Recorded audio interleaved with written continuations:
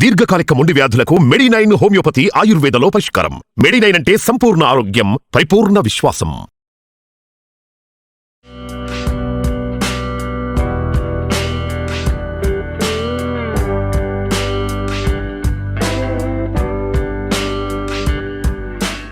Welcome to Suman TV.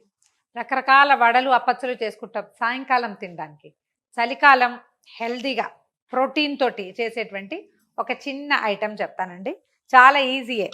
మన పెసరపప్పు, శనగపప్పు, తర్వాత కందిపప్పు, ఆ తర్వాత మినపప్పు అన్నీ తలా ఒక చారు గరిటెడు నానబెట్టండి. 3 అవర్స్ నానితే సరిపోతుంది. పొట్టు మినపప్పు లేకుండా ఉంటే బాగుంటుంది.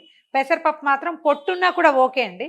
పొట్టుపప్పు లేదు కాబట్టి నేను మామూలు పప్పు పోసాను. పెసరపప్పు పొట్టుతోటి, మినపప్పు పొట్టు లేకుండా ఈ 4 పప్పులు నానబెట్టేద్దాం. ఒక 3 అవర్స్ నానబెట్టి కొంచెం బరకగా రోట్లో రుబ్బే అలవాటు ఉంటే పప్పులన్నీ వేసేసి బరగ్గా రుబ్బుకోవాలి. మనకేంటంటే మిక్సీ జార్లు మనం ఇంకో దారి లేదు కాబట్టి మొదట మినపప్పు వేద్దాము. ఒకసారి శుభ్రంగా కడిగేసి నానబెట్టుకుంటే బాగుంటుందండి. ఇది పిండి మిగిలితే అంటే ఈ పూటకు సరిపడా వేసుకున్నాము, మిగిలంగానే అంటే ఒకవేళ ముందే మనకి మిగిలిపోతుంది, ఇంత పిండి చల్లదు అనిపించింది అనుకోండి, 10 సార్లు తడిచేయి పెట్టకుండా ముందే ఇంత తీసి చిన్న బౌల్లో వేసి ఫ్రిడ్జ్లో పెట్టేసేయండి. ఏదైనా క్లోజ్డ్ డబ్బాలో వేసి కనుక పెడితే మర్నాడు కూడా వేసుకోవచ్చు, బాగుంటుంది. తర్వాత కందిపప్పు నీళ్లు తీసేయండి, నీళ్ళు లేకుండా ఉంటేనే బాగుంటుంది. కొంచెం మెదిగాక పెసరపప్పు కూడా వేసేద్దాము. అంటే మన మిక్సీ జార్ పెద్దదైతే మనకి ఇది వీలు, లేదనుకోండి ఒకటి గ్రైండ్ చేసుకోవాల్సి వస్తాం. ఇప్పుడైతే ఈవెన్గా టెక్స్చర్ ఒకేలా వస్తుంది మనకి. పిండి మిగిలిపోతే దీన్ని కొంచెం పల్చగా చేసి కొద్దిగా బియ్యపిండి కలిపి అట్లు కూడా పోసుకోవచ్చు. అడ అంటాం కదా, అడలాగా కూడా చేసుకోవచ్చు. పిండి బరకగా రుబ్బానండి. కరివేపాకు సన్నగా కట్ చేశాను చూడండి. ఆ కట్ చేసిన దాంట్లో ఇది కూడా వేసేద్దాం. అంటే విడిగా వేరే బౌల్లో వేయకుండా అందులో వేసాను అంతే.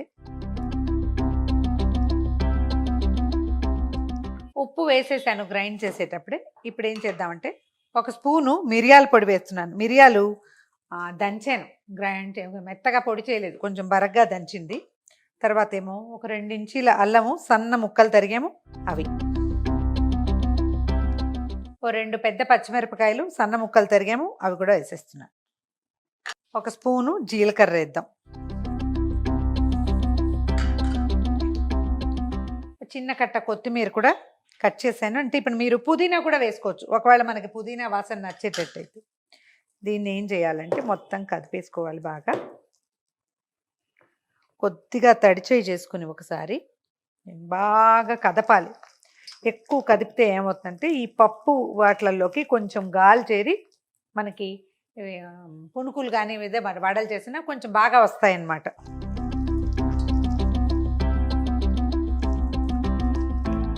ఉప్పు సరి చూసుకోవటము. మనం పునుగుల్లా వేసుకోవచ్చు, కొంచెం గట్టిగా ఉంటే పిండి వడల్లాగా కూడా వేసుకోవచ్చు. నూనె ఆల్రెడీ పెట్టాను, కాగిందేమో చూద్దాం. 1-2 పప్పులు ఉండిపోయినా ఏం పేలుతాయని భయపడద్దు, బాగా నానిపోయినాయి, బాగుంటాయి, కరకరలాడుతూ ఉంటాయి అన్నమాట. మీడియం ఫ్లేమ్లో ఉంచి చిన్న చిన్న ఉండల్లాగా చేసి వేయండి. ఇదిగో ఇట్లా తడిచేయి చేసుకుంటే మనకు గుండ్రంగా వస్తాయి.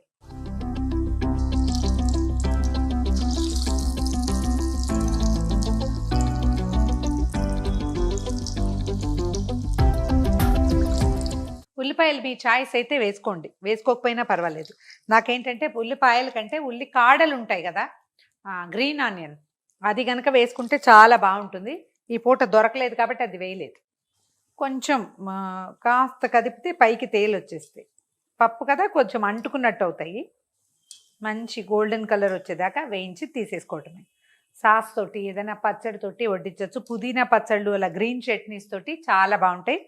చిన్నపిల్లలు ఉంటే అల్లం దంచి వేసేయండి, పచ్చిమిర్చి కొంచెం తగ్గించుకోండి. మిరియాల రుచి ఈ పప్పులకి చాలా మంచి కాంబినేషన్గా ఉంటుంది. మనం బాగా పిండిని కలిపితే ఇలా గుండ్రంగా వస్తాయి. మనం సోడా వేసినట్టు కనిపిస్తున్నాయి చూడండి. మనమేం సోడా వేయలేదు, నేను చీటింగ్ కూడా చేయలేదండి. ఇందులో నేను చీట్ చేయటం లేదు, ఏది చేస్తే అదే చూపిస్తాను కదా. ఇందులో అస్సలు సోడానే వేయలేదు. మనం ఒట్టిగా పప్పులతో ఉండలేసామనుకోండి, టంగుగా వస్తాయి. మనం చేయి పెట్టి బాగా కదిపితే ఏరేషన్ వచ్చి లోపల గాలి నిండి అణువుల్లో ఇలా చక్కగా వస్తాయి అన్నమాట గుండ్రంగా. చూడండి రౌండ్గా బాల్స్ లాగా కనిపిస్తున్నాయి. కొంచెం నిదానంగా వేయించుకోవాలండి. ఇవి ఎక్కువ పప్పులు ఉన్నాయి కాబట్టి. ఇందులో మనం మిరియాలు వేసాము, పచ్చిమిర్చి, అల్లం వేసాము. కొంతమందికి చేతులు మండుతాయి. ఎవరికి ఇట్లా పిండిలో చేయి పెడితే చేయి మండుతుందో వాళ్ళు స్పూన్తో వేసుకోవచ్చు. ఇవాళ రేపు ఆన్లైన్ ఒక కొత్త రకం స్పూన్లు దొరుకుతున్నాయి. దానికి ఒక చిన్న హోల్ ఉంటుంది. దాన్ని ఇట్లా పిండిలో గుచ్చామనుకోండి, ఆ హోల్లోకి ఇంత పిండి బయటకు వస్తుంది. స్పూన్తో తీసి వేసుకోవచ్చు. చక్కగా ఈవెన్ షేప్లో కూడా వస్తాయి. అలాంటిది ఏదైనా కావాలంటే ట్రై చేయండి. నేను తీసుకోలేదు, ఎందుకంటే నాకు చేత్తో వేయగలిగే క్షమత ఉన్నది కాబట్టి. అన్ని పప్పులతోటి చేసిన పునుగులు రెడీగా ఉన్నాయి. రుచి చాలా బాగుంటుందండి. అండ్ అన్నిటికంటే ఈ వీటిలలో వేసే అన్ని రకాల పునుగులు వాటికంటే కూడా ఈ పునుగులు చాలా హెల్దీ. ఒకవేళ పిండి ఉండిపోతే ఫ్రిడ్జ్లో పెట్టండి, రేపొద్దున వేసుకోవచ్చు. ఎక్కువ నూనె ఏం పీల్చదు ఒకటి. తర్వాత ఒకవేళ పిండి ఉండిపోయింది, ఇవి వద్దు అనుకుంటే కొంచెం పల్చగా చేసి ఇంకొకసారి గ్రైండ్ చేసేసి అట్లాగా కూడా పోసుకోవచ్చు. దోశలాగా కూడా ఉంటుంది, కొంచెం వెరైటీగా ఉంటుంది. ఇంత ఆయిల్ కూడా పట్టదు. ట్రై చేసి చూడండి. ఈ వీడియో కనుక మీకు నచ్చినట్లయితే లైక్ చేయండి, షేర్ చేయండి. మరిన్ని ఇంట్రెస్టింగ్ వీడియోల కోసం సుమన్ టీవీకి సబ్స్క్రైబ్ చేసుకోండి.